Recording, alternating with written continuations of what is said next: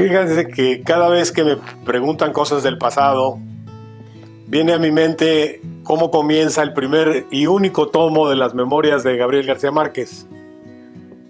Y dice, los acontecimientos no necesariamente son como sucedieron, sino como las personas los recordamos y particularmente como los recordamos para contarlos.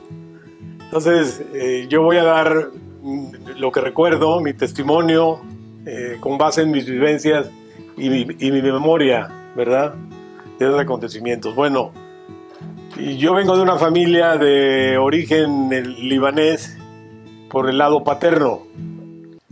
La familia Joaquín, que originalmente en Líbano era Hakim, que se castellanizó. Mis abuelos salieron cuando la gran crisis económica del Líbano a finales del siglo XIX, principios del siglo XX, y fueron migrantes como los migrantes que vemos ahora, que hay grandes corrientes migratorias. La crisis del cultivo de la seda en el norte del Líbano provocó una emigración y se vinieron a La Habana. Estuvieron un tiempo en La Habana. Mis abuelos conocieron al libertador de La Habana, Máximo Gómez, el general Máximo Gómez. A mi abuela le decía la morita porque le hacía sus kibis.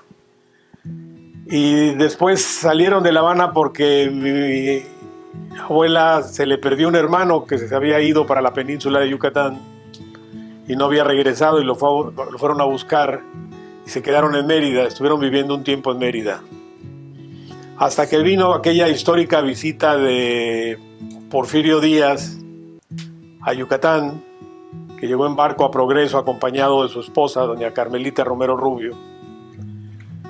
Y mi abuela fue al puerto. Era una mujer joven entonces, porque salieron de 20 años de Líbano. Mi abuelo y mi abuela de 19, 18. Y intentaba acercarse a don Porfirio, mi abuela, para preguntarle y para hacerle alguna petición. Y no la dejaban acercarse, entonces le decía, don Porfirio, los libaneses no pueden pronunciar la P, la pronuncian como B. Entonces a doña Carmelita Romero Rubio le hizo mucha gracia ver esa joven extranjera que decía don Porfirio, y la jaló y le dijo, ¿qué quieres? Quiero hablar con el general, pásale. Y le preguntó al general, oiga, he oído que en Santa Cruz va a progresar mucho. ¿Usted nos recomienda que nos vayamos para allá? Sí. Va muchísimo, va a progresar. Pues estoy haciendo un cuartel militar allá. Váyanse para allá. Y mis abuelos se fueron para ahí, pusieron una fonda en Carrillo Puerto y pues estaba la guerra de castas. Y pusieron una fonda, luego pusieron una tienda, ahí nacieron dos de sus hijos, mi tío Aurelio, mi tío Miguel, y según la versión de mi abuela, ahí pasaron los mejores días de su existencia. Fueron muy felices en Carrillo Puerto, hasta que el general Alvarado entregó Carrillo, Santa Cruz, a los mayas, y los extranjeros tuvieron que salir. Entonces, por vigía Chico, tomaron un barco para regresarse a Progreso, y el barco hizo una escala en Cozumel, y mi abuelo venía enfermo de paludismo y tuvo que bajarse a curarse aquí a Cozumel, y se quedaron aquí para siempre. Entonces yo nací aquí y mi infancia fue una infancia feliz. Primero porque en el Cozumel de aquellos años teníamos una gran libertad. No había restricciones de seguridad, no había coches, eran 1,500 habitantes. Podías andar libremente por las calles, jugar canicas en las calles, jugar trompo en las calles, jugar pica-pica, lo que fuera.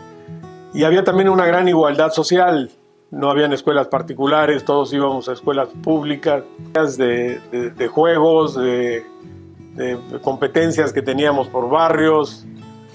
Y recuerdo algunas experiencias que todavía tengo grabadas en mi mente, como una noche que se llenó el cielo de Cozumel de pájaros.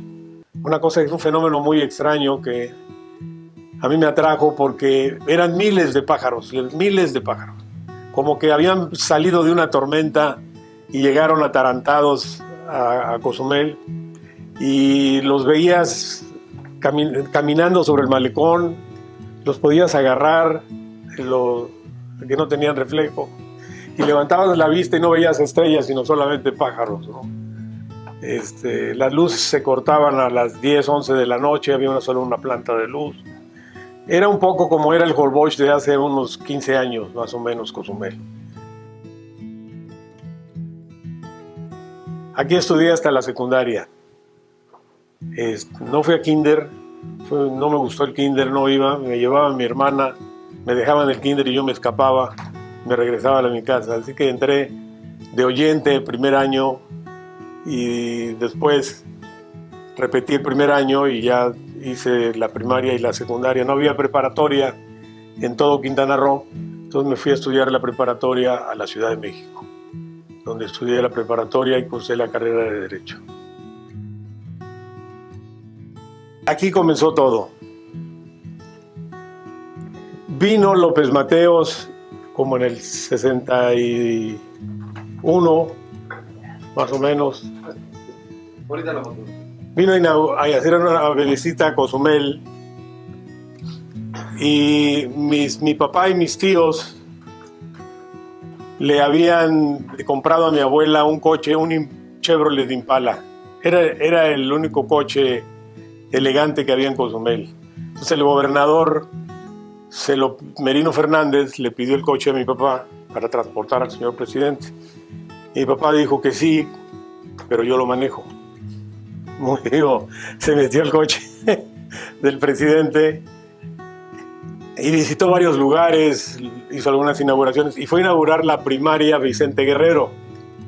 Yo era estudiante de la primaria Benito Juárez, pero yo era el orador cívico de los eventos cívicos y me eligieron a mí para darle las palabras de bienvenida. En esta foto ustedes podrán ver que estoy allá afuera con mis compañeras que le llevaban el ramo de rosas. No he conseguido la foto donde estoy con el micrófono, pero sí recuerdo que pues, me tocó darle el discurso de bienvenida a López Mateos, siendo pues un chaval, y me dieron muchos nervios. Me inhibieron primero la fuente, porque la fuente presidencial me abordó primero. ¿Qué le vas a decir al presidente? Y el caso es que yo tenía memorizado el discurso y se me olvidó la mitad, pero no me paré, no me detuve, me lo dije de corrido. Y terminé muy tembloroso y cuando me regresé, me salí, terminé, me mandó a buscar el presidente, me felicitó. Y ya en el coche se sube el arquitecto Ramírez Vázquez con el presidente, mi papá va manejando, y le dice López Mateos a Ramírez Vázquez: me gustó mucho el discurso de ese niño y lo dijo muy bien. Estaba muy nervioso, pero lo dijo muy bien, con mucha fuerza y con mucho entusiasmo. Y mi papá dijo: es que es mi hijo. Entonces López Mateos lanzó una frase profética: cuídelo, porque ese muchacho va a ser gobernador. Cuando los Joaquín llegaron a Cozumel, empezaron a establecer negocios que chocaban con los de la familia Caldwell. Había una rivalidad entre mi familia paterna y mi familia materna, ¿no? Pero mi papá se hizo con sus hermanos corresponsal del Banco de México, ministraba gasavión a los aviones que aterrizaban en el aeropuerto, era consignatario de los aviones, luego fue agente de Mexicana de Aviación. Pusieron uno de los primeros hoteles de la isla. Entonces tenían tienda de artículos de importación con el perímetro libre. Entonces no había manera que un político llegara a la isla sin que mi papá lo conociera. O lo conocía por el lado de la aviación, o lo conocía por la tienda, o lo conocía porque iba a la corresponsalía de Banamex a cambiar un cheque o a hacer alguna cosa, pero todos tenían algo que ver con él. Particularmente fue muy interesante cómo mi papá fue un gran amigo de don Jesús Reyes Heroles, un político que yo admiro mucho y que a mí me marcó. Mi papá, como era el distribuidor de Pemex y tenía la única gasolinera de la isla, cada vez a don Jesús le gustaba venir en los aviones de F-27 que tenían el PRI en esos años a sus vacaciones, porque aquí podía escribir. Parece ser que aquí escribió uno de sus grandes libros, Otero, y pues sus hijos y su familia disfrutaban del mar y él podía dedicarse a concentrarse en su libro. Entonces mi papá recibió un telegrama de las oficinas de Pemex México, donde le decían: el señor director de Pemex va a llegar a tal hora, en tal avión, vaya, póngase a sus órdenes, ofrézcale coche, que no le falte nada, ¿no? Iba mi papá, bajaba, pero don Jesús era un hombre que no era fácil. Podríamos decir de él lo que él dijo de Cosío Villegas: era un fruto jugoso de cáscara amarga. Entonces llegaba mi papá y le decía: don Jesús, yo soy el distribuidor de Pemex y le traje un coche, está a su disposición. Y le decían: encantado, no quiero nada, no. Y se caminaba y lo dejaba atrás. Y doña Gloria, la esposa de don Jesús, le decía: señor Joaquín, no, perdone Chucho, perdónelo, no. Entonces, así pasó 3 o 4 veces. Una vez mi papá le dijo: oiga, mire, yo vengo porque me ordenan que venga, no quiero molestarlo. Bueno, está bien, mándeme el coche.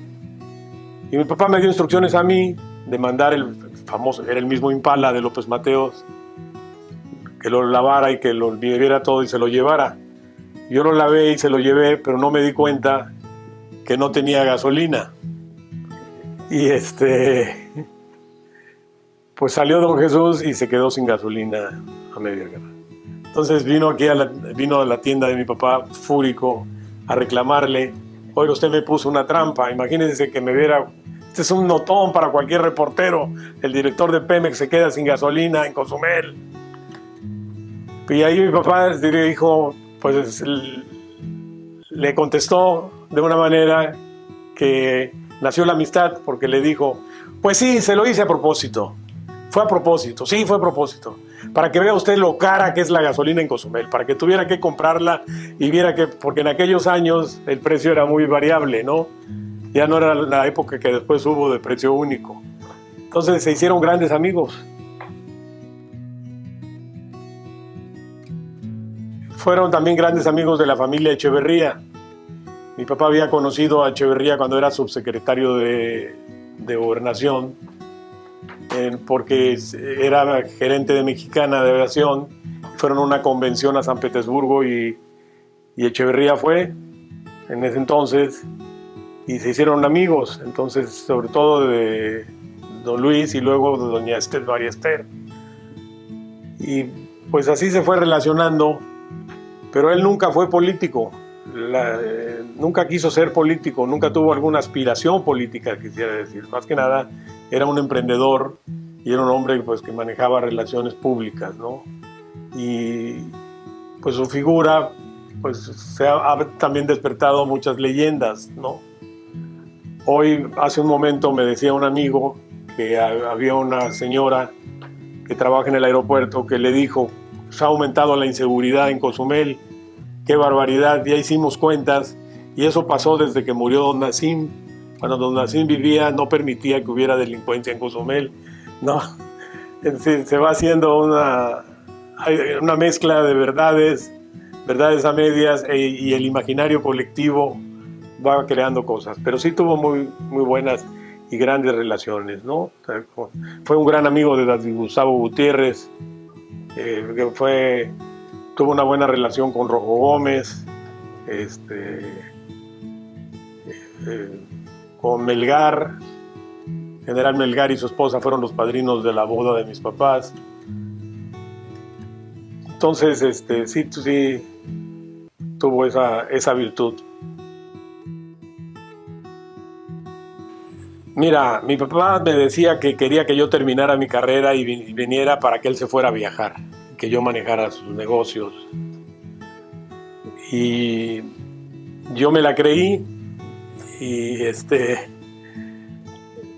cuando estaba haciendo mi tesis, me tocó regresar a México en un vuelo en el que iba también el gobernador de aquel entonces, David Gustavo Gutiérrez.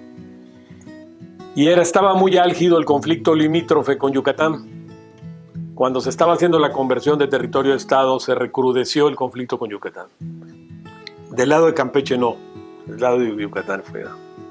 Particularmente una confrontación entre los dos gobernadores. Y me tocó sentarme junto al gobernador.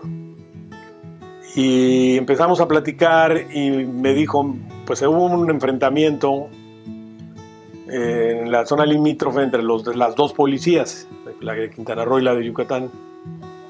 Pero yo aquí traigo el parte del ejército que narra quiénes son los responsables y voy a gobernación a esto. Y platicamos un poco cómo estaba la situación y yo pues más o menos pues ya tenía conocimientos de derecho y le hice algunos comentarios. Y me dijo, bueno, ¿y tú qué planes tienes ahora que termines tu tesis y hagas tu examen profesional? Pues voy a regresar a trabajar con mi papá. No, hombre, me dijo David, no me digas eso, que vas a estar ahí en la tienda de tu papá vendiendo casimires. No, ándate a estudiar a Cambridge, a Oxford, agarra una maestría, vete al extranjero, o vente a trabajar conmigo a Chetumal, eso te ayudaría más. Desde entonces, David me decía a mí y a mi propio padre que quería llevarme a Chetumal. Se creó por aquellos años la Secretaría de Programación y Presupuesto y se formó la delegación de la Secretaría de Programación y Presupuesto en Chetumal, que era una secretaría que nació muy fuerte y la Delegación de Programación y Presupuesto pues era la que manejaba todos los programas de inversión federales del Estado, excepto los que eran directos. Y David insistió en que yo fuera el delegado y yo cordialmente le rechacé porque le dije yo, si quiere le ayudo con algo, pero en Cozumel, porque tengo que estar allí ayudando a mis padres y mi familia. No tengo planeado ir a vivir a la capital.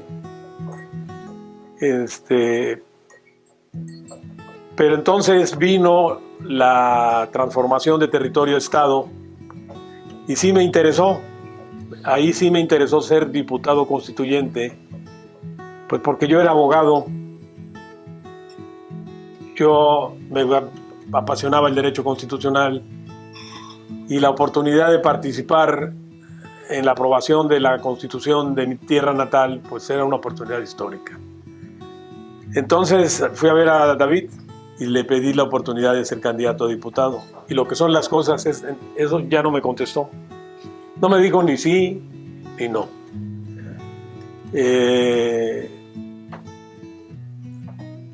Pasaron unas semanas y luego recibí un aviso que me presentara con él en Chetumal, en su despacho, y me dijo, me recibe en su oficina y me dice, pues vas a ser candidato a diputado constituyente. Caray, le digo, oiga, acabo de leer los estatutos del PRI, se necesitan 3 años de afiliación. Pues claro que los tienes, y el que dude que me lo pregunte a mí. Por eso yo digo que yo no ingresé a la política. A mí me reclutó David Gustavo Gutiérrez Ruiz. Él me reclutó y me metió a la política. Y pues le tengo este agradecimiento de por vida, porque cambió mi vida radicalmente. Mis planes era solo ser diputado constituyente y retirarme, pero la política es muy adictiva y después me nació el interés de ser presidente municipal de Cozumel. Y el presidente del PRI era don Jesús Reyes Heroles, y casualmente vino, y le dije, don Jesús, fíjese que quiero ser presidente municipal de Cozumel. ¿Cómo la ve? Era como presidente del PRI y como buen veracruzano, me dijo, no seas pendejo. Te vas a perder en la presidencia municipal, te vas a quedar aquí en la isla. Si quieres hacer política de veras, busca ser secretario de gobierno. Los políticos de la provincia se forman en la Secretaría de Gobierno. Es más, para ser gobernador debería haber un requisito constitucional que antes ser secretario de gobierno. Después brincas a la Diputación Federal y después ya depende de ti. Y pues me mató los deseos de ser candidato a diputado constituyente. Y me acerqué con el licenciado Martínez Ros, que me abrió las puertas de la Secretaría de Gobierno. Y vi cuánta razón tenía don Jesús, porque en la Secretaría de Gobierno pasaba todo. No había entonces el aparato administrativo que hoy cuenta el gobierno del Estado. Todo pasaba por la Secretaría de Gobierno. Había una cercanía con el gobernador. El licenciado Martínez Ros me abrió las puertas, me enseñó muchas cosas, le aprendí mucho de su estilo de gobernar, sobre todo su vinculación popular, su apertura con la gente, su sencillez. Y pues después llegó el momento de que venían las candidaturas para la presidencia, para las segundas presidencias municipales, y el delegado era Cervera Pacheco, y Cervera le propuso a don Jesús que yo fuera el candidato a presidente municipal de Benito Juárez. Y porque el gobernador quería, creo que al difunto Miguel Peirefit, que había chocado con el licenciado Alarcón, y entonces el licenciado Alarcón pues me prefería a mí, con quien teníamos buena relación. Pero yo le dije, no, es que yo quiero ser diputado federal, recordando el consejo de don Jesús. Entonces, pero Cervera me acercaba y me decía, no, pues no, muchacho, no te aceleres, esto es lo que te están ofreciendo, es una oportunidad extraordinaria, tómala. Entonces me fui a ver a don Jesús y le pedí un consejo y me dijo, no, tú no vas a ser presidente municipal de Cancún porque yo te voy a vetar. Cuando vengan tus nombres, yo te voy a vetar. Tú vas a ser diputado federal, me dijo. Y pues me alcancé a que entrara a las listas de diputado federal antes de que él saliera del gobierno del licenciado López Portillo. Cualquiera pensaría que mi papá se alegró, pero no quería. Me dijo que la política solo me iba a dar amarguras y que él me necesitaba. Pero creo que fue una de las pocas diferencias que tuve con mi padre, con quien tuve una gran relación. Fue ese momento en que yo pues tomé mi decisión, él no estaba de acuerdo, pero me respetó. Y me fui a la política. Ya después pues entendió que era mi vocación y me cambió totalmente su actitud, y pues ya como buen padre tuvo un orgullo legítimo por los cargos que ocupaba y por la carrera que fui realizando. Mira, yo recuerdo esos días con mucha emoción porque percibí, y ahora lo recuerdo así, que había un sentimiento de pioneros en Quintana Roo, un sentimiento de cambio en Quintana Roo. Como que de pronto el tiempo histórico del territorio federal de Quintana Roo iban muy lentos y como que vino una aceleración de los tiempos históricos, de los cambios, la Constitución, que se hace Cancún, el ingenio azucarero, los muelles, la transformación de Estado, las elecciones. Es un aceleramiento impresionante, impresionante. El Congreso Constituyente, yo comentaba, éramos de un solo partido porque era la época del partido hegemónico, no existían organizaciones políticas de oposición en el Estado, pero éramos de origen diverso los diputados constituyentes. Había 3 representantes de Chetumal, junto al arquitecto Villanueva Sansores, el profesor Abraham Martínez Roth, que representaba el sector campesino. Villanueva Sansores traía una trayectoria del sector público, tenía mucha experiencia en catastro, lo cual lo hizo muy útil para la división de los municipios, la división territorial. El licenciado Mario Bernardo pues era un distinguido abogado y un político muy fino, muy buen amigo, y también era por la parte sur. Por la zona maya estaba Estrella Paul, un dirigente maya joven que había estudiado ciencias políticas en la UNAM, que a mí particularmente siempre me recordó a Juárez por su altivez, su carácter.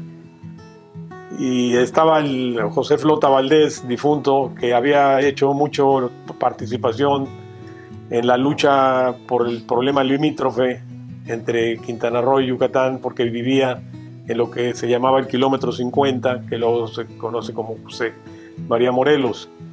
Y el norte del estado, pues no existía Cancún, Cancún era un conjunto de obras, no había una, todavía, y estaba iniciando el proyecto, y fuimos los representantes de las islas, el químico farmacobiólogo Gilberto Pastrana y un servidor por Cozumel. Entonces se hizo la elección y competimos los 2 abogados por la presidencia del Congreso, y yo gané gracias a Mario Ramírez, que era mi competidor, que tuvo la gentileza de votar por mí en un acto de cortesía, y así fue como llegué a la presidencia del Congreso Constituyente.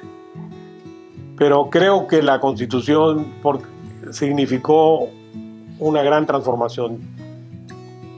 Me da la impresión que en la época de territorio, los habitantes de esta región del país vivían una situación que en derecho romano se llama la capitis deminutio, una disminución de los derechos que tienes en tu calidad de ciudadano.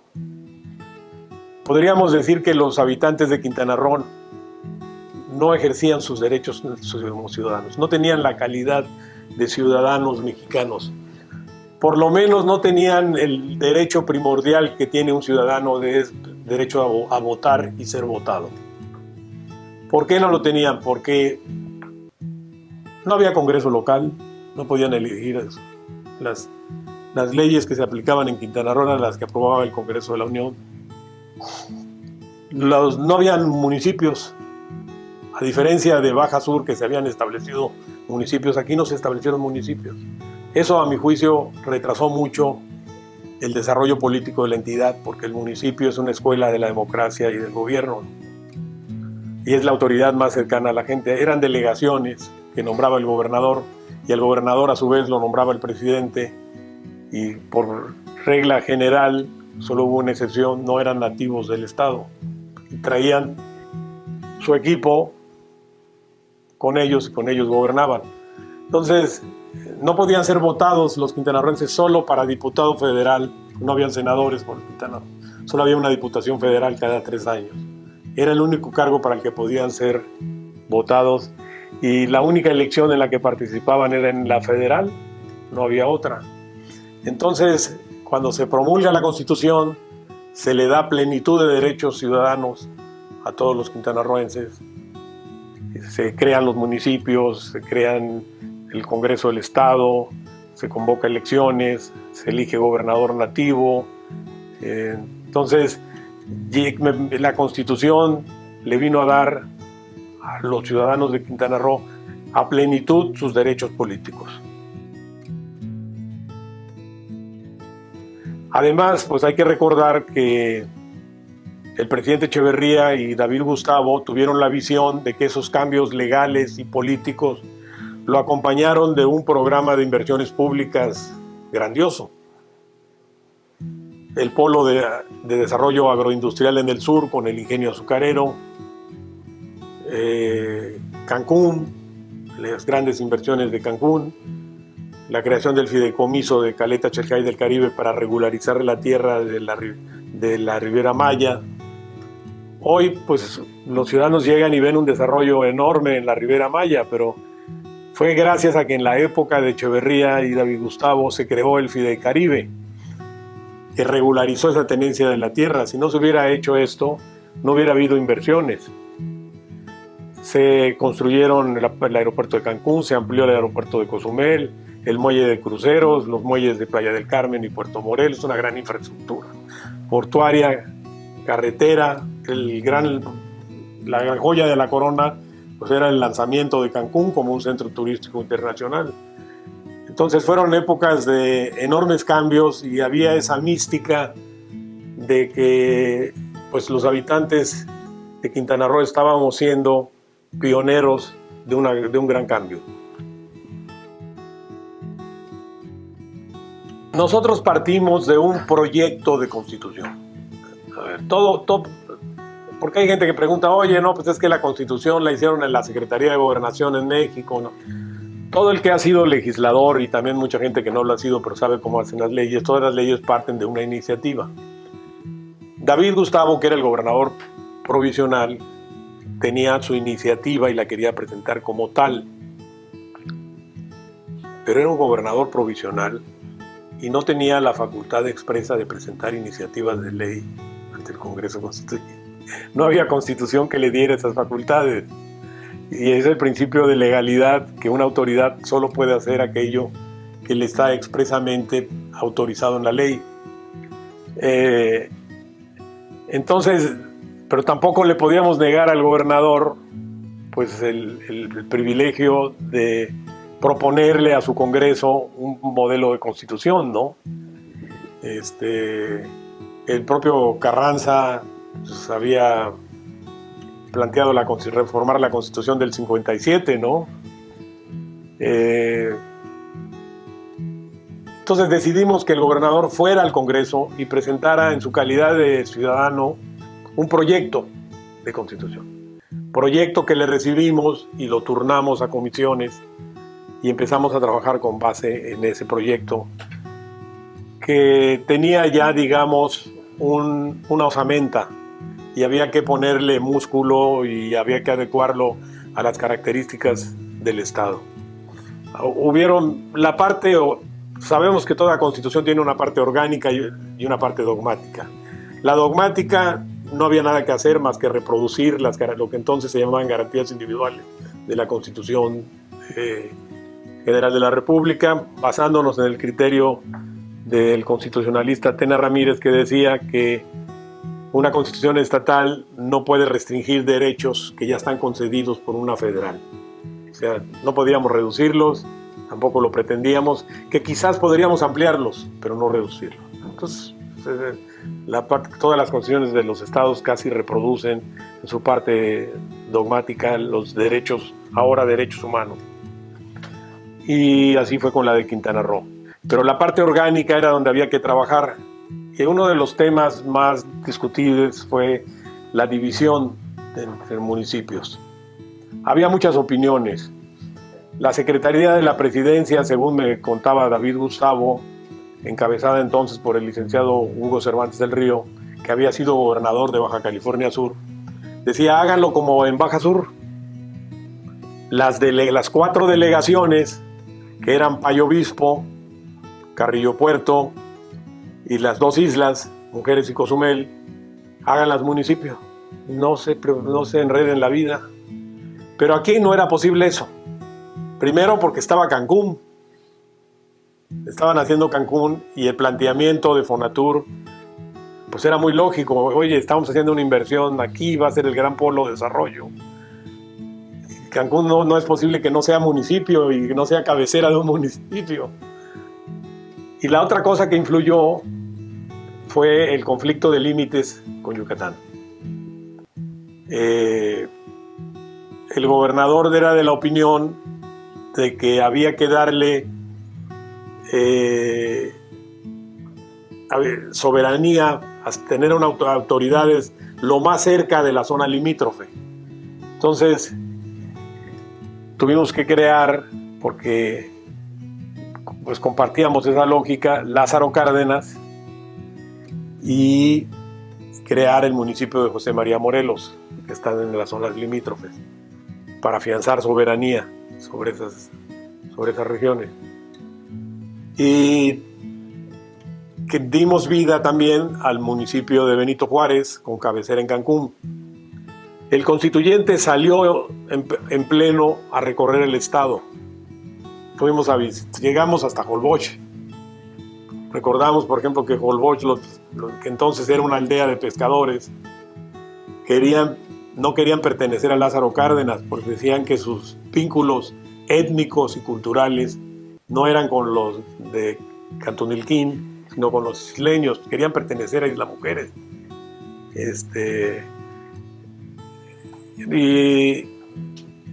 Y hacíamos audiencias públicas, y en la audiencia pública más caliente fue la de Isla Mujeres, porque los isleños tenían la posición contraria a Fonatur.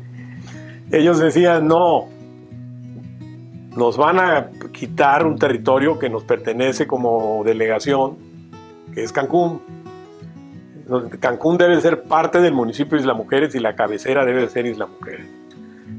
Y además daban una serie de argumentos, algunos ya más razonables, como que necesitaban tener un vínculo con el territorio. ¿Dónde vamos a ir a tirar nuestra basura? ¿Dónde tenemos nuestro puerto de abasto? Eso debe estar dentro de una jurisdicción municipal. La visión del gobernador David Gustavo era que las islas fueran municipios aislados. Y él le decía: Isla Mujeres debe ser un municipio como tal, Cozumel como tal, pero en el caso de Cozumel tenemos que hacer la excepción porque Playa del Carmen y Tulum no se han desarrollado. Con el tiempo se va a desarrollar Tulum. Él tenía esa visión, que iba a haber que irle quitando a Cozumel zona continental para crear el municipio de Tulum. El tiempo fue al revés, se desarrolló primero Playa y después Tulum. Decidimos entonces darle a crear el municipio de Benito Juárez y dejarle una franja a Isla Mujeres en la parte continental, que hoy ha tenido un crecimiento explosivo. El gobernador no estaba de acuerdo con la decisión del constituyente, pero fue muy respetuoso. Yo debo reconocer que David Gustavo fue muy respetuoso de las decisiones que tomamos. Él consideraba que había un riesgo de conurbación de la ciudad de Cancún con la parte continental de Isla Mujeres, que iba a dificultar el gobierno de esa área, pero respetó en todo las decisiones que tomamos. Entonces, en síntesis, Lázaro Cárdenas y Morelos nacieron por el conflicto limítrofe. Benito Juárez nació por el proyecto Cancún, y la parte continental fue una decisión política del constituyente y una concesión a Isla Mujeres, que se sentía que le estaban arrebatando su territorio y sus derechos sobre la naciente ciudad turística de Cancún. Mira, yo con don Luis hablé muy poco, lo saludaba porque como presidente del Congreso Constituyente, pues no teníamos una relación directa con el presidente cuando veníamos en las giras. Yo casi no hablé con él ya como expresidente, pero lo saludaba cuando llegaba. Recuerdo su última gira cuando llegó a Chetumal, pues había un momento de mucha tensión política en el país. Su gira de despedida llegó casi de noche a Chetumal. Y recuerdo que lo saludé y me abrazó y yo lo abracé y sentí una pistola aquí del presidente. Me impresionó que estuviera armado y dije, no, pues es que están las cosas muy, muy tensas, ¿no? Para que el presidente, además de escolta, traiga un arma, ¿no? Pero Echeverría fue sin lugar a dudas el que puso las bases del Quintana Roo moderno. No se entendería el Quintana Roo moderno sin Luis Echeverría. Somos muy dados en México a poner en blanco y negro a nuestros presidentes. Y nuestros presidentes son de claros oscuros, como todos en todos los países. Y entre los claros más intensos del gobierno de aquel entonces, de Luis Echeverría, fue lo que hizo en Quintana Roo. En Quintana Roo sus políticas fueron acertadas. Transformó el Estado con motivo del 150 aniversario de la República Federal, de la primera Constitución Federal, que fue en 1974. Dio derechos políticos plenos a los quintanarroenses, pero hizo programas de colonización, hizo el ingenio azucarero, hizo Cancún, le dio proyección a Cancún, lo inició, le invirtió, le dudó al principio, pero lo convencieron y se comprometió en serio con el proyecto. La infraestructura portuaria, la infraestructura aeroportuaria. Es decir, combinó lo económico con lo político y no entenderíamos el Quintana Roo moderno, imaginémoslo sin Cancún, sin la Ribera Maya, sin el ingenio azucarero. Sería otro estado o a lo mejor no tendría ni las condiciones para ser estado. Yo hice una especie de organigrama en la cual encabezaba el presidente. ¿Quién va a decidir? El líder nato del PRI lo va a decidir. Entonces es el presidente de la República. Entonces, ¿a quiénes escucha el presidente de la República para esto? El presidente del PRI, Gustavo Carvajal Moreno. Secretario de Gobernación, Enrique Olivares Santana. Supe también que recibía a don Lauro Ortega, fue gobernador de Morelos, como que era su diputado, pero su asesor, y don Lauro le llevaba eso, don Lauro. Rosaluz Alegría, y así los nombres de los que podía. Algunos los conocía, por ejemplo, con Carvajal, pues mi padre había sido carvajalista, el papá de Gustavo Carvajal, don Ángel, secretario de Gobernación, fue precandidato a la presidencia de la República con Ruiz Cortines, la época que Ruiz Cortines se decidió por López Mateos. Entonces había ese vínculo con Gustavo, y Gustavo me ayudó mucho. Al profesor Olivares nunca lo pude convencer, porque estaba con el licenciado Felipe Amaro. Era su amigo y él estaba con él. Entonces el secretario de Gobernación no estaba conmigo. Pero don Lauro, yo no lo conocía, entonces a los que no conocía, ¿quiénes conozco que son amigos de ellos para que me lleven a ellos? Y así fui tejiendo, haciendo una amalgama para ir llegando a estas personas, ¿no? No conocía a la doctora Alegría, pero conocía amigos que eran amigos de ella y me acercaban, y lo que les pedía es que le hablaran de mí al presidente, nada más. Quería yo que mi principal padrino debía ser mi líder, que era el licenciado Farías. Luis M. Farías era el líder. Pero Luis M. Farías a los diputados jóvenes no nos pelaba. Pasabas, a veces lo saludabas y a veces te contestaba el saludo, a veces no. Era muy difícil hablar con él. Y llegó el primer 2 de octubre en la Cámara de Diputados, el primer aniversario del 2 de octubre, que se iba a discutir en la Cámara de Diputados con post-reforma política de López Portillo y Reyes Heroles, que había venido acompañada, ¿se acuerdan ustedes? No solo fue una reforma electoral, Fue una reforma política porque emitió una ley de amnistía que permitió que los presos políticos del 68 salieran de la cárcel y que le dio el registro al Partido Comunista Mexicano y a la izquierda para que entrara a la lucha electoral. Entonces era la primera vez que se iba a discutir el 68 en la Cámara de Diputados con la presencia de muchos de los protagonistas de lo que sucedió allí, porque también habían legisladores militares. Entonces la noche anterior me mandó llamar Juan Sabines de Chiapas, don Juan, que era, digamos, al que le había encargado los jóvenes Farías, y era muy buen amigo, muy buena persona, y me dijo, pues, tú querías una oportunidad, la vas a tener, mañana subes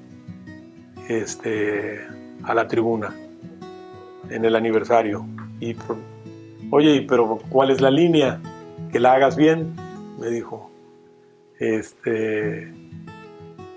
Pues me regresé a un pequeño departamento que tenía y me puse a escribir un discurso y sentí que tenía que hacer un discurso conciliador.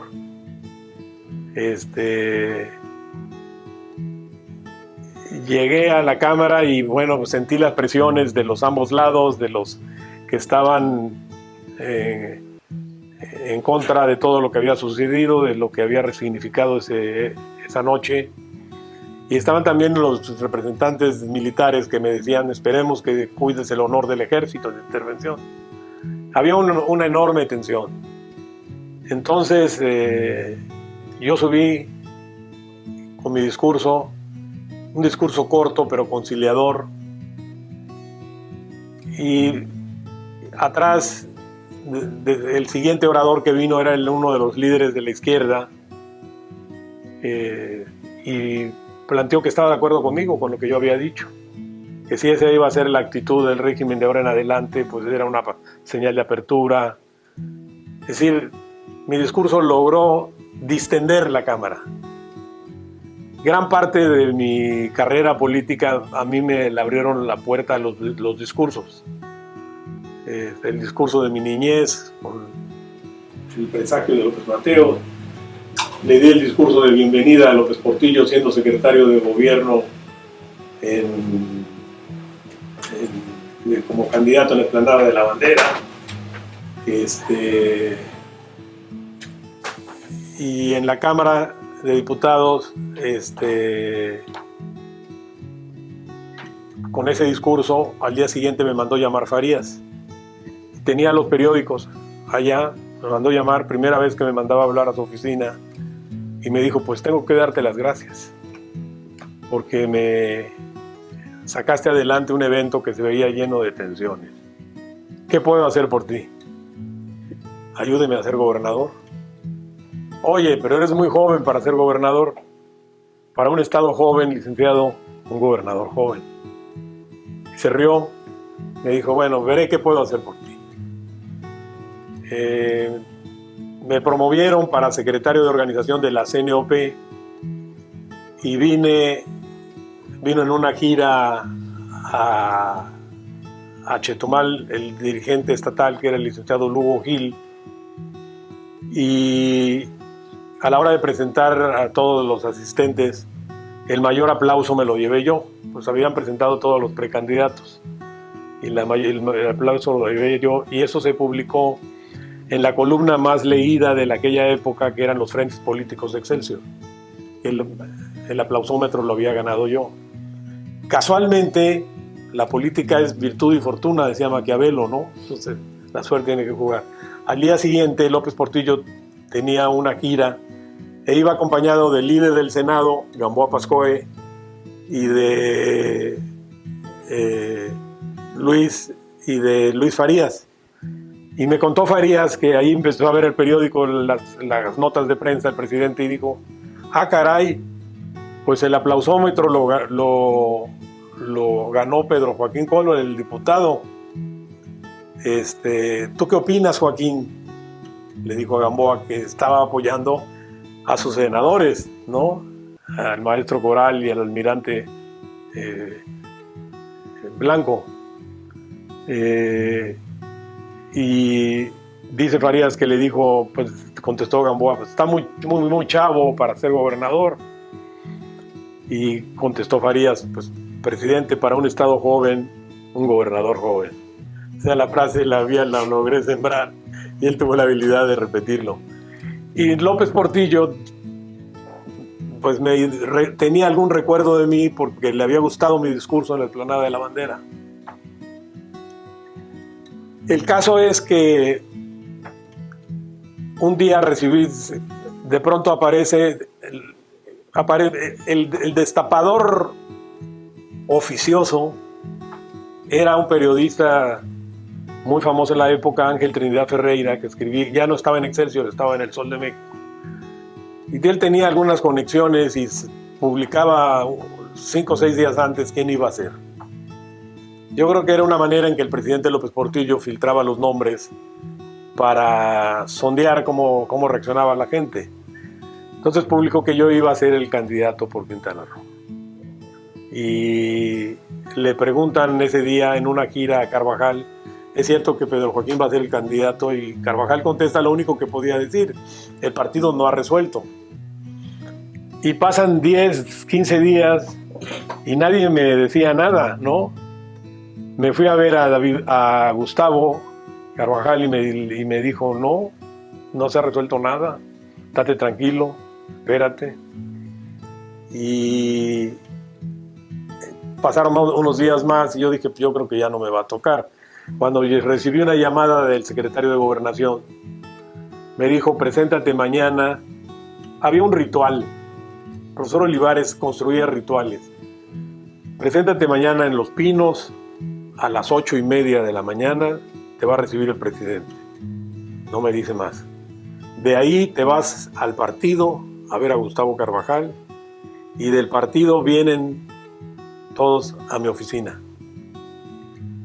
Y llegué a las 8 en punto ahí a Los Pinos y me anuncié y me dijeron, pero pues, ¿qué hace usted aquí?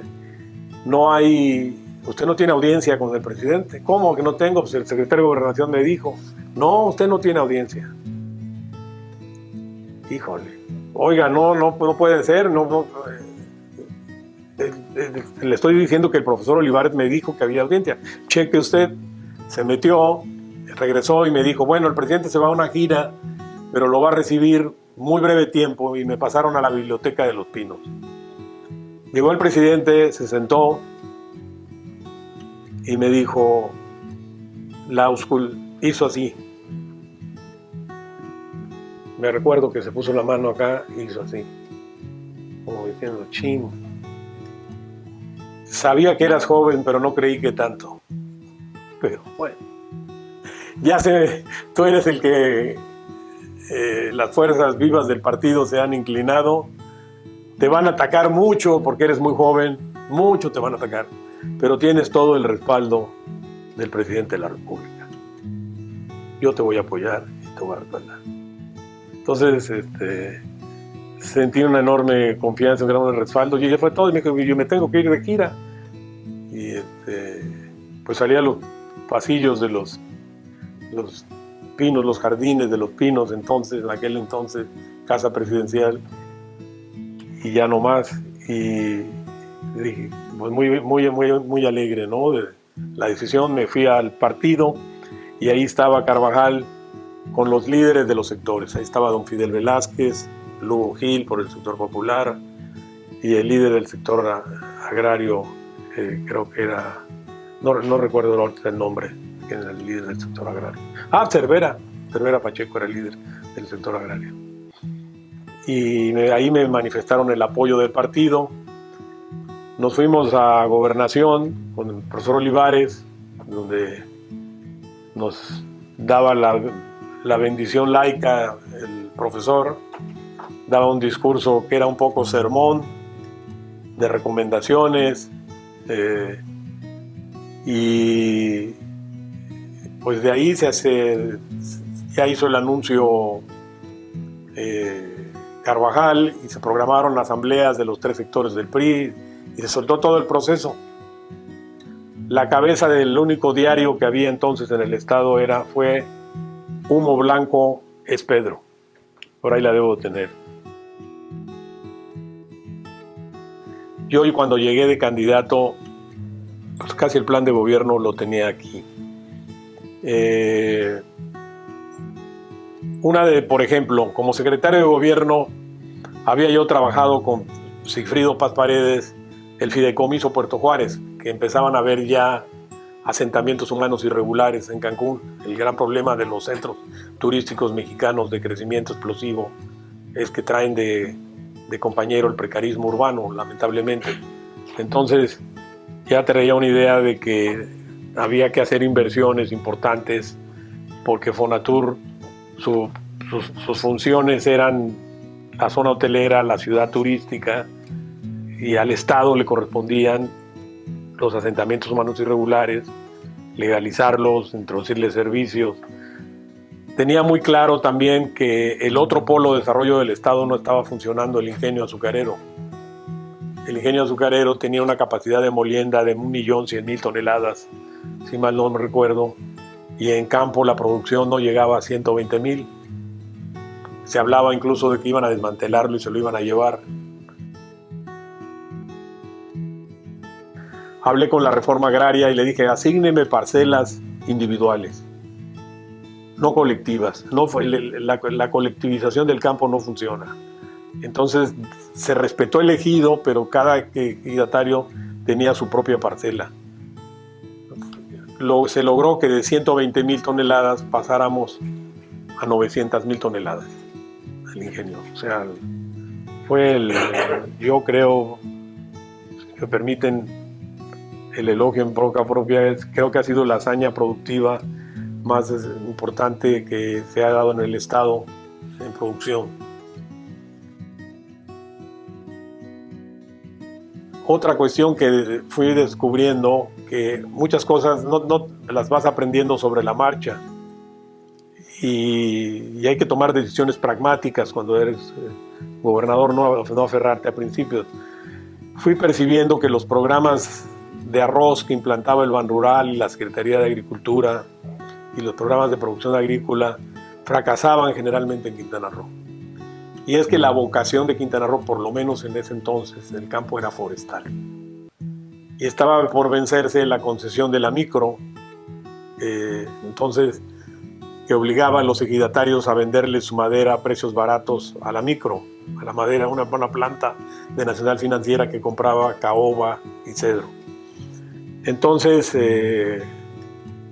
con el apoyo del acuerdo México-Alemania, una agencia de desarrollo del gobierno alemán, contratamos especialistas forestales y diseñamos un plan piloto forestal para promover el cultivo de la selva, que fue también muy exitoso, y permitirle a los campesinos cobrar lo que realmente valían su madera, y no solo descremar la selva sacando caoba y cedro, sino aprovechar también las llamadas maderas duras o maderas blandas o mal llamadas corrientes, que tenían una beta muy grande. El programa fue muy exitoso,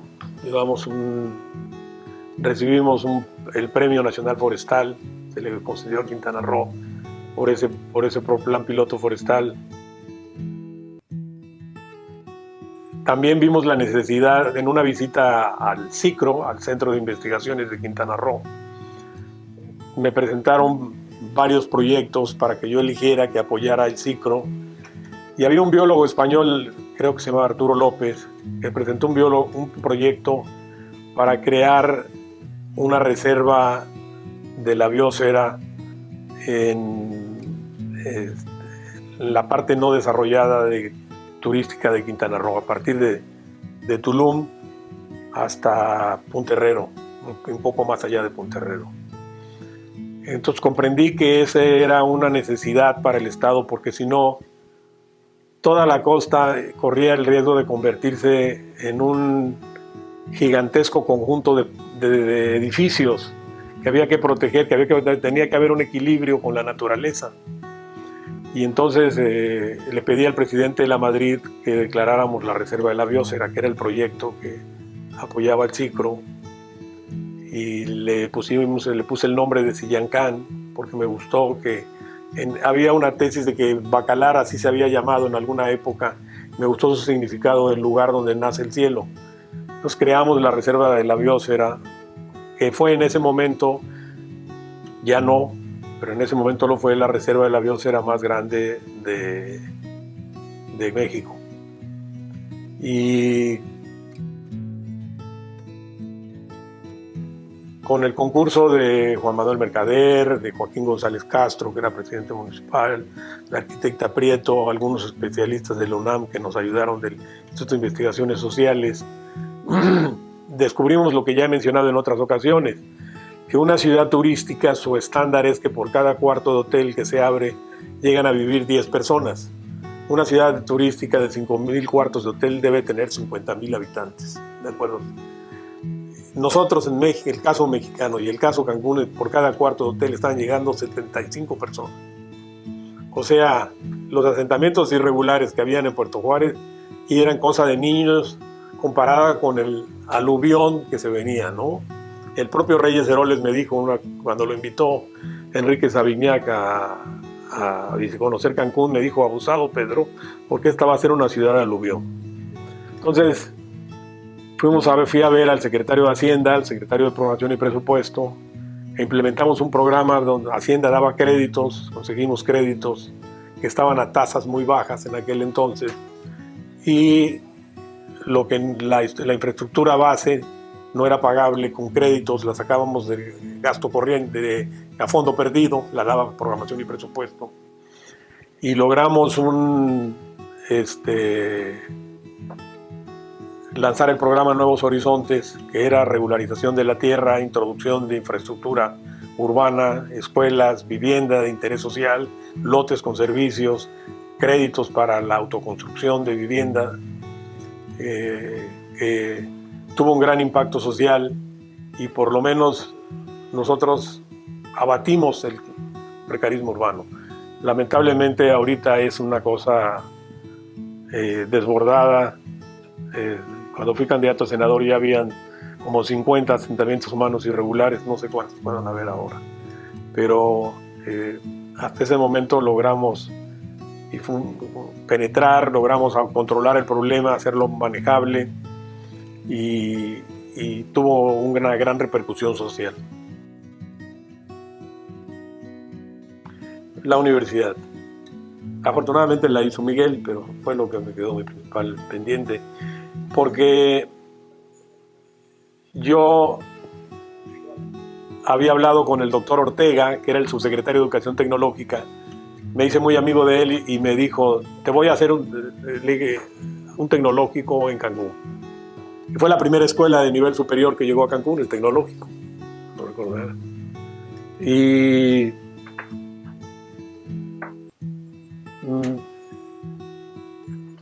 cuando planteé con el secretario, con el presidente, el tema de la universidad, había muchos problemas en las universidades estatales en ese entonces.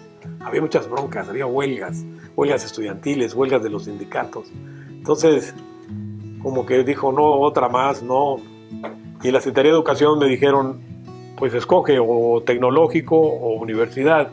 Y ya estaba en marcha el programa del tecnológico, y dije: no me vaya a quedar como el perro de las dos tortas. Y entonces lo que decidí es dije: vamos a hacer primero el patrimonio de la universidad, para que luego otros gobiernos puedan hacer la universidad, y creamos un fideicomiso donde canalizamos algunos bienes que pudieran representar una masa productiva para la universidad, ¿no? Hasta ahí nos quedamos, pero sí nos faltó. Mi sucesión se resolvió muy fácil, porque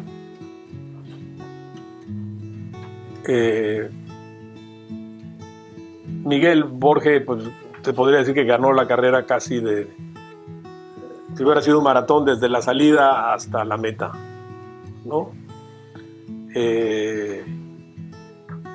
Yo tenía tres nombres en la mente: Borge, Mario Villanueva y Joaquín González Castro. Pero Joaquín no había cumplido los 10 años de residencia en el Estado. Y yo siendo presidente del Congreso Constituyente sentí que tenía que respetar la Constitución. Mario era proyectado para ser diputado federal yo ya lo había hablado con Adolfo Lugo y que esa fuera su plataforma. Y ya me lo había aceptado Adolfo Lugo, que era el presidente nacional del PRI, pero en el último momento, cuando hicieron la última revisión de filas, de listas con el presidente de la Madrid, el presidente de la Madrid dijo: faltan mujeres en la lista. Necesito, no sé cómo le hagas, pero mete 8 mujeres más a la lista. Entonces bajaron en 8 estados candidatos varones, sacrificaron a Mario y tuvimos una mujer, tuvimos a Cristina Sangre. Yo le alegué, le argumenté que al presidente del partido que eso iba a desnivelar un poco la balanza de la sucesión, y me dijo pues que sí, pero que era una instrucción presidencial. Entonces, pues, al no brincar a un cargo nacional, eso le restó muchas posibilidades a Mario. Y Miguel, por su parte, fue un muy buen senador, tuvo un papel destacado en el Senado de la República. Era una persona con una trayectoria académica muy buena, que pocas personas teníamos en el Estado. Conocía los problemas del Estado, había sido secretario de Desarrollo Económico, bien intencionado, honesto, y pues prácticamente llegó solo. Cuando yo fui a hablar con el presidente de la Madrid del tema de mi sucesión, el presidente de la Madrid me respondió con una pregunta. Cuando le dije, ¿qué quiere usted para Quintana Roo?, me dijo: ¿qué necesitamos en Quintana Roo? ¿Un buen candidato o un buen gobernador? Esa es la pregunta. ¿Un buen candidato o un buen gobernador? Yo respondí: un buen gobernador. No hay problemas para ganar la elección. La elección la podemos ganar con cualquiera. Necesitamos un buen gobernador. Y entonces dije, pues, ¿qué nombre trae? Pues le puse el nombre de Miguel y me dijo: yo coincido con usted. Vaya a ver al presidente del partido, al secretario de Gobernación, y que se opere todo.